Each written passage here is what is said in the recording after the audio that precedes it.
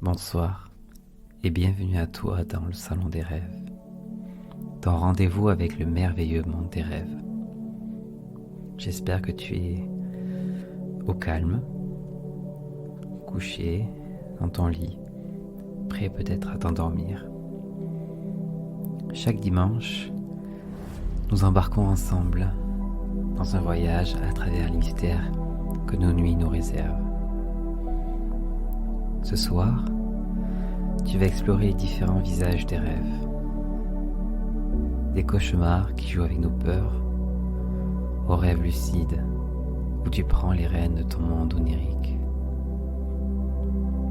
Tu découvriras aussi l'univers intrigant des rêves prémonitoires et l'expérience singulière des projections astrales. Chaque rêve est une porte vers l'inconnu, un récit à dévoiler. Alors prépare-toi à te plonger dans un océan de mystères et de découvertes. Notre aventure dans les profondeurs de la nuit commence maintenant. Bonsoir et bienvenue. Pour une seconde fois, je voulais changer un peu l'intro. Je voulais que ça soit quelque chose un peu plus méditatif. Et j'espère que c'est réussi. J'en ferai peut-être d'autres si ça te plaît. Ce soir, comme je te l'ai dit, je voulais parler des différents types de rêves qu'on fait la nuit. Je trouve que c'est important de pouvoir les reconnaître, de pouvoir les identifier. Juste pour comprendre un petit peu le vaste monde des rêves et que chaque nuit est assez différente. Pour chacun des rêves, je te dirai ce que c'est et comment surtout les identifier, et je te donnerai un exemple. On va commencer par le rêve commun, le rêve que j'appelle des fois ordinaire. C'est le rêve de tous les jours, celui qui n'a pas d'éléments identifiables, on va dire, que tu ne pourrais pas classer dans les autres, dans la liste. Il est classique. C'est des rêves que tu fais pratiquement tout le temps. Des rêves de tous les jours. Je sais pas, moi, tu peux être en train de te balader en ville, ou alors c'est un rêve où tu voles, mais tu n'es pas lucide, tu sais pas, c'est juste que tu es en train de voler. Ou j'en sais rien, il y a un scénario. C'est pas forcément un rêve réaliste. C'est juste un rêve que tu fais de temps en temps, un rêve qui n'a pas de type en soi. Il y a un rêve aussi vraisemblable. Alors ça, c'est moi qui l'ai ajouté. C'est les rêves, tu sais, qui imitent la réalité de manière si précise que parfois il est même difficile de distinguer le rêve de la réalité. Je sais pas, en fait, tu es en train de rêver que, je sais pas, moi, c'est les mêmes personnes que tu as l'habitude de voir tous les jours. Une journée au travail, tu es en train de rêver que, ou alors tu vas aller en cours et tu vois tes amis, tu vois tes collègues. Donc, c'est ton quotidien, tu es en train de travailler, tu es en train d'étudier. Il diffère du rêve commun parce que tout semble complètement vrai en fait. Ça veut dire que c'est les éléments de ta vie, de ton quotidien. C'est pas quelque chose d'il y a plusieurs semaines, plusieurs mois, plusieurs années. C'est ce que j'appelle le rêve vraisemblable. Il y a après le rêve récurrent. Le rêve récurrent, c'est celui que tu as l'habitude de faire en fait. Ça peut être un rêve vraisemblable qui revient de façon récurrente. Ça peut être un rêve sexuel qui revient de façon récurrente. Le rêve récurrent, il peut se mêler un peu aux autres types de rêves. Ça peut être un cauchemar que tu fais de façon récurrente. Donc tu as bien compris, le rêve récurrent, c'est un rêve qui se reproduit plusieurs fois. Et dans nos périodes de notre vie, on en fait souvent des rêves récurrents qui changent. Je vais te parler maintenant du rêve sexuel. Celui-là, il a une connotation érotique ou sexuelle. Ça peut impliquer des gens que tu connais, des gens que tu connais pas.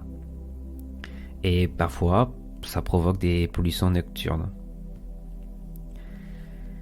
C'est des rêves qu'on ne contrôle pas tellement et Des fois, c'est pour assouvir un fantasme caché ou autre.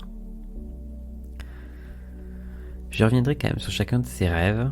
Je ferai un épisode dédié pour chacun de ces types de rêves, avec des témoignages de gens. Ça sera dans un prochain épisode.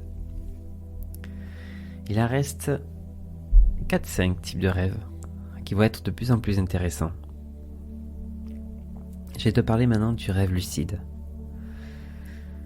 Lucide, c'est quand tu commences à te dire tiens, je suis dans un rêve. Ou tu prends conscience que tu es dans un rêve. Bien sûr, il existe plusieurs états de lucidité. Tu peux te dire je sais que je suis dans un rêve, mais tu peux rien faire sur le scénario. Le scénario continue, tu sais que tu es dans un rêve. Tu as d'autres états où tu contrôles le rêve. Et tu en fais ce que tu veux. Et c'est incroyable. Tu peux transformer le rêve, transformer le scénario, les lieux, voler.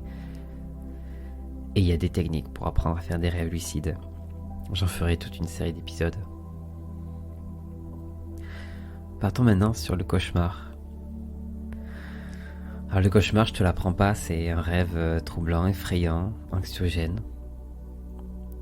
Et souvent tu te réveilles un peu en état d'alerte, paniqué. Et les cauchemars, faut quand même se dire, ça fait partie des rêves. Et c'est aussi une opportunité pour nous d'essayer de combattre quelque chose, de pouvoir comprendre quelque chose, apprivoiser une peur. Quand j'étais petit, je faisais souvent un cauchemar où je me faisais courir attrapé par un loup. Et à des moments, je me repliais sur moi-même et je savais que le loup n'allait pas m'attraper.